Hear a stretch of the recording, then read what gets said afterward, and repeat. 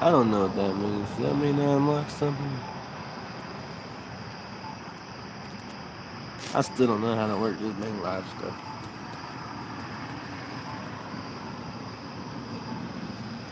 Oh.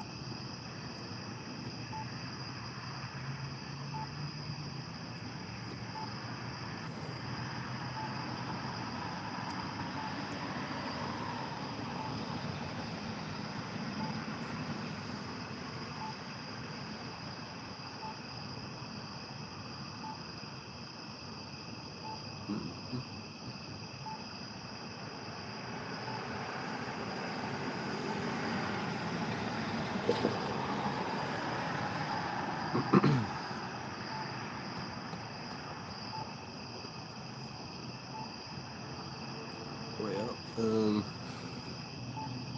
I guess I can just start talking and I'll post this live instead of recording a separate video and then having to upload that. Okay. So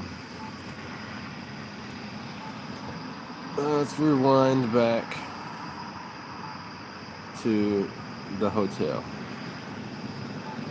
Um, I worked at a tractor supply before the hotel, but I'm not going to really talk too much about that. Talk about the hotel because that's where things started to go downhill, and it's because I was trying to do things my way. Okay, I wasn't always um, what's the word? I have grown in a very short period of time. I feel in my faith. It wasn't always that way. Um, so when I started working at the hotel, which was a horrible job, I I was making $125 a week, regardless how many hours I worked, and it was never less. It was always 40, 50, 60 hours.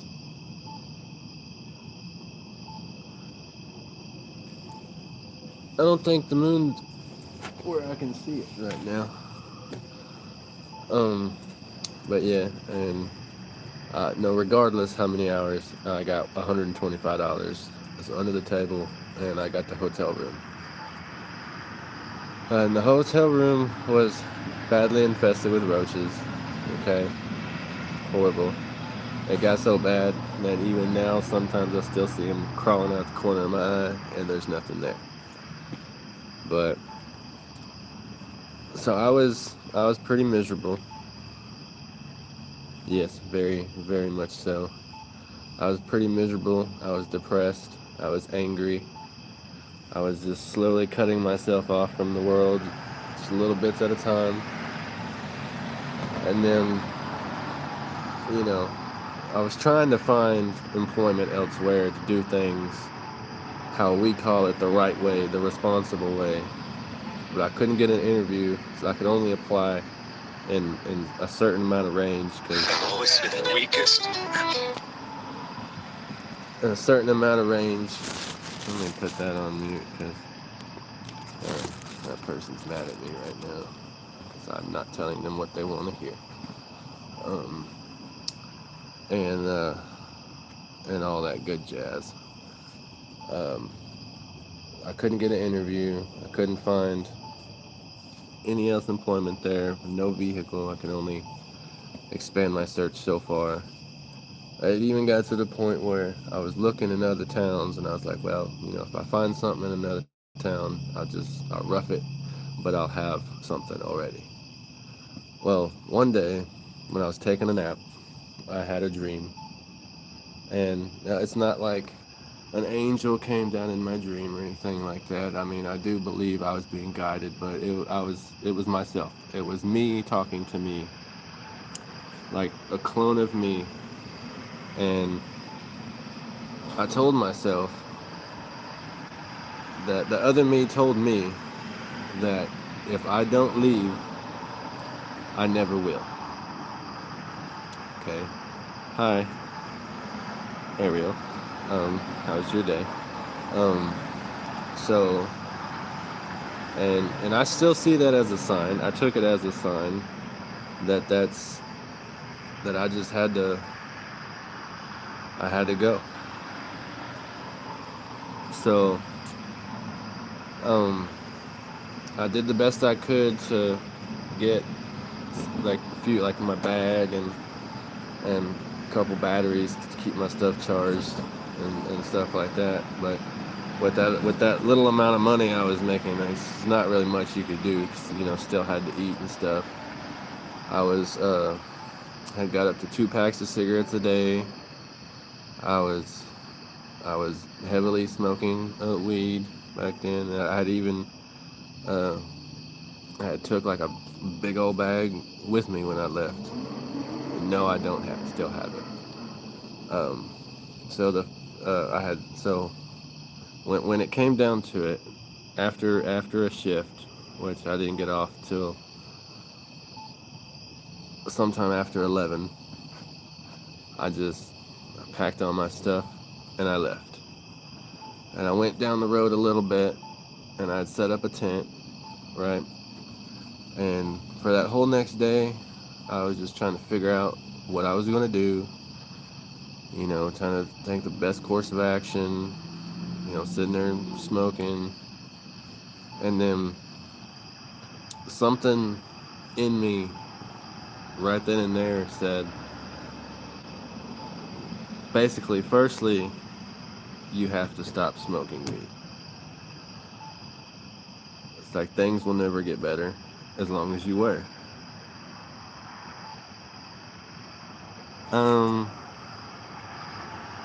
Mentally, yes, for sure. So, and it's not like I just went and threw it down, like just threw the bag out or whatever. But I decided right then and there, after I'd got that gut feeling, and I went around the woods that I was in, not the same woods from the video, completely different town, the town I was originally came over here from, and I just started reaching in the bag and scattering it all around, to where even if I was tempted, I wouldn't be able to find any of it. And then that night, I packed up the tent, packed up all my stuff, loaded on the bicycle I had at the time, and I started making my way on foot to this town. And at first, it seemed like the worst choice imaginable. That night was horrible. I ended up getting my lip busted inside and out, getting popped by a bungee cord that I had strapped on to my stuff, trying to rearrange things and refasten it, popped up and busted me in the face. I was hot. I was tired. I was in such horrible shape that, a normal person shouldn't have been really trying to do that, because I wasn't drinking any water. Back then I was drinking nothing but sodas and eating nothing but, like, all I drank was sodas, chocolate milk, and I ate junk food from the gas station across the street. So I had got down real low in weight, real low in muscle, and I was just, but the first night I made it 7 miles. And then my girlfriend, who was in the hospital in Dallas, wanted me, since I had no obligations, to come sit with her. And so I got a ride, and I did. I went up and sat with her. And while I was there, I made Well, I made the choice based on another gut feeling that I needed to change me. And I had to start with my health, and I had to start with my mindset. So that's when I just started drinking water and juice and regular milk, a chocolate milk here and there, a little small one, as my sweet treat. And I was, salads, and this is hospital food. The salads were the best thing.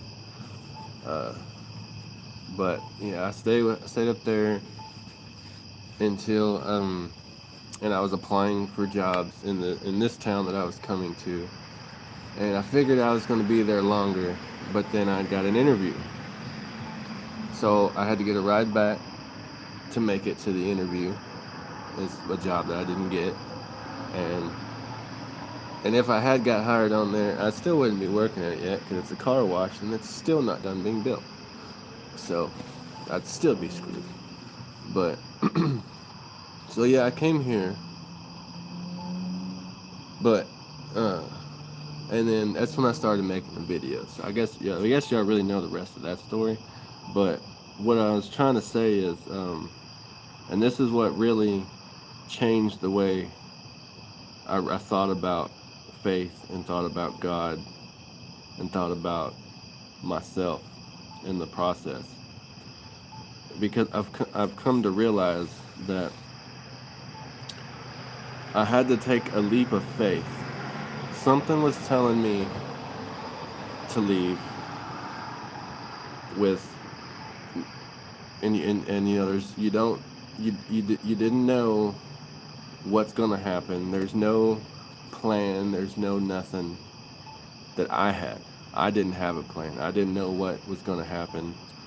Um, and for us normal folks, that's pretty scary. The uncertainty, the unknown.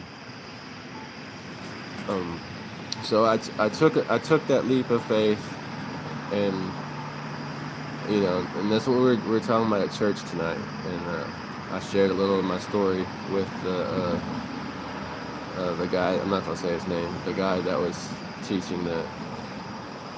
Well, he was kind of preaching, kind of teaching. He's not a preacher, but he's related to the preacher, and I think he's he's being led to go that route.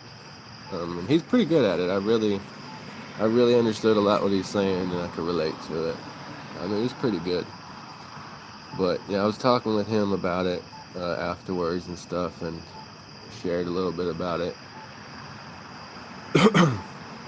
But yeah, I pretty much I had to stop doing things my way, and in doing that, still mad at me. And in doing that, I've learned that it is true. God really does have a plan. Because since I stopped trying to fight things and to do things the way that I want them done, the way that I think they should be done, and I'm just going with what feels right, what my gut is telling me to do, which is usually the exact opposite of what I think I should do. Things have been going a lot smoother. Where before in my life, I'd be searching for months and months and months, interview after interview, and never getting a job. I found a great one that hired me. I got the interview in, say, I think it was like less than a month. Um, got the job offer a week later, and then started the orientation 2 weeks after that. But you know, even still, with the entire process, was a fraction of the time I've ever been trying to do things on my own. I have learned that we can't do things on our own. Whether it's help from other people or help from God, we have to have it.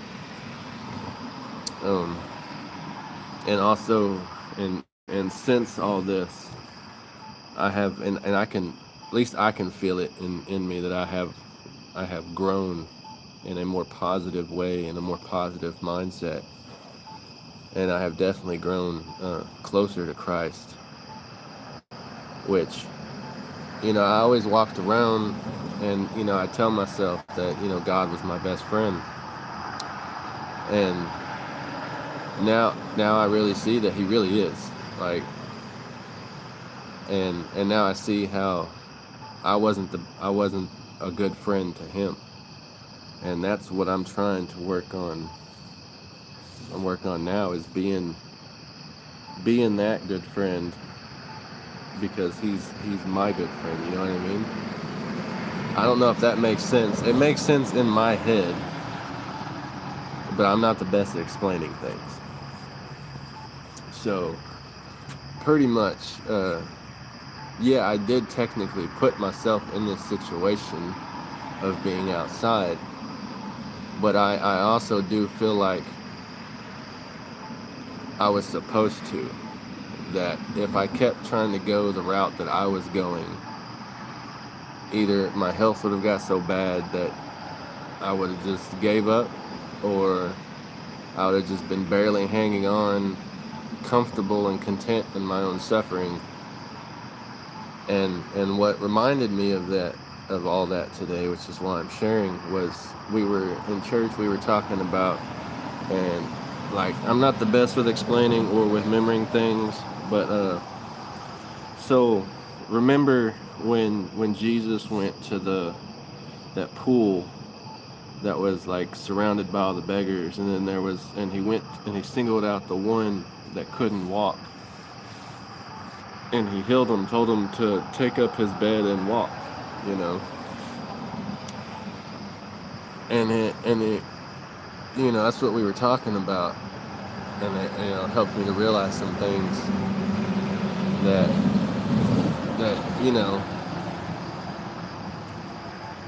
this is the path, even though it doesn't seem like a good path. It's the path I am meant to take for better things, for a better life, even though it's not what I want. It's what God wants. And that's what I was saying. Like, since then, since I took that leap and I stopped fighting and I started listening. Like, even take YouTube for example. Like, I have met, well, I have, like, not personally, but I've met such kind people. Like, I go through and I watch YouTube all the time, and I look at the comments all the time. And beforehand, I would be one of those miserable people saying negative things to others. I'm not gonna lie, I do feel shame on it, but and I don't do that no more, because inside I'm not miserable and I'm not negative, and I don't want to project negativity towards others like I used to, because I hated my own life. And like, I think I've had one or two people that's been negative, but compared to everyone else that is such kind, caring people, and then you look at others and you're just like, it's all full circle. This is why I couldn't be a teacher or a preacher, because I'm not good at talking. But so, and everything is just lining up better. Like, I've spoken about my girlfriend, and that's not, of course I'm not gonna ever say no names, but I've spoken about how she has some health issues. Well, not only did I get a job that makes decent money, decent for me. It's not no 20 something, 30 something dollars an hour, but it's not no minimum wage either. Like, it's definitely enough to pay the bills for any kind of lifestyle that I could see myself living, but it has amazing health benefits. Like, for example, if you need, if you or like your spouse or your children need a transplant, like a new heart or something like that, they will pay 100% of the travel, the like the hotel stuff, and for the transplant. So it's like once I stopped fighting and started listening and started following, I'm being provided slowly the path that I needed most, if that makes sense. Like it's, and I'm realizing that it is also what I want, just in a different way, you know, because, you know, I don't, for anyone with ADHD would know, people with ADHD, it's almost impossible to self-motivate. Like I have no motivation. Like if and my girlfriend, my girlfriend slash fiance, we've been that way forever. Uh, you know, she is my motivation. So, like everything without her, like I would be perfectly content in this situation, not going backwards, not going forwards. So she's my reason, you know, and just the fact that everything is lining up to where I always wanted it to be able to get to that point where, you know, stability and her in any health issues will be taken care of. You just have to sit there, and you can't help but sit there and stop and think that this whole thing is because of God, you know. And it's when, and you know, you hear about it, like you hear stories about it from other people, and you know, some of y'all are probably thinking the same thing, and you're just like, yeah, you just made a couple good choices, blah blah blah. But when you're living it firsthand, and you can feel it from like in here, like when it's not like you walk into the gas station and you only have a quarter, but you see this candy bar and you want this candy bar, and then something in your brain's like, you know, the right and wrong thing is like, you know, you don't need to take that candy bar. You don't put that candy bar in your pocket. That's bad. You know, it's not like that. Like, just take church today, for example. I was honestly, I wasn't gonna go. I was just gonna watch the live stream of the little church in that little town that I like going to. I was just gonna sit here and watch the live stream. But I thought about going, and I was like, in my head, I was like, nah, you know, I'll just sit here. But then from within me, everything, like every part of my body was just all at once was just like, let's go. Let's go to church. You know what I mean? Like, you need to be there. And then so I went. And I'm glad I did. I I didn't enjoy it as the sense of like you go sit down and enjoy a movie, but I enjoyed it because it's what I needed to hear, if that makes sense. Um, so yeah, and now, you know, at this point, I am just I am fully devoted. Like I want to keep following. You know, maybe in this life there's like work positions, job positions, um, you just out here in the park situations where sure I could lead, but when it comes to life, when it comes to faith, when to God, I've realized that I am not a leader. I am a follower of Him, and I have to follow, and I want to follow. And that's, for me, I think that's a huge step, if that makes sense. Probably doesn't, because I'm not good at explaining things, and I'm sorry. But yeah, it's just, for me, it's just almost like I'm constantly dumbfounded, just like, and amazed at what can happen. Because, as people with even the slightest bit of selfish hearts in us, we're just like, okay, you would think, well, I don't have a car, I don't have an apartment. What's up, God? Why won't you bless me with these things?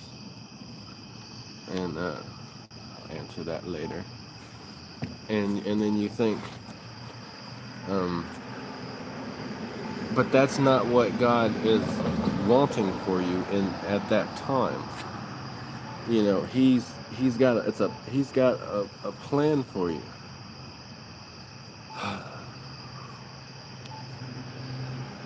They can watch my live and see that I cannot answer the phone right now. Just a few more minutes and I'll be done talking and rambling. But it's a process, and He knows the process, because he knows. He's all knowing. There's no one smarter than Him. You know what I mean? Like, I don't know what I'm doing, but He knows. And I have learned in a very short period of time, because He has made things so obvious to me that He is the process.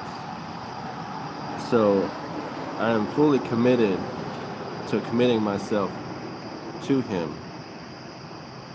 and following what He wants instead of what I want, if that makes sense.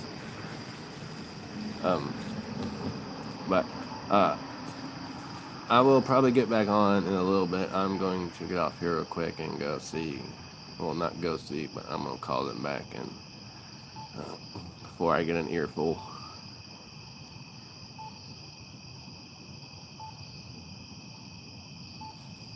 Yes, very much so. Like, and I can feel it. My whole life I believed. I've never not been a believer. When things went bad, I've never blamed God for any of my bad situations. I always know I always get myself into it, but He's always been there to get me out of it. And now He's always had His hand reached out, but now I've learned that all I ever needed to do was just reach out and take it, and just to give up, not give up on doing things or in life, but give up my own will, my own stubborn will, and replace it with His will, if that makes sense. I'm trying to make sense. It's complicated, but yeah. I'll get back on live in a little bit. I gotta make a quick phone call and see what's. Yes, Ed. The timing, His timing is perfect. Like, it's amazing.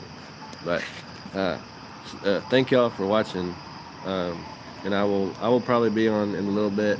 And if I don't get back on live, I will make another little short. But I'm already in trouble, so I gotta go make a phone call. But I love you guys, and I will talk to y'all later.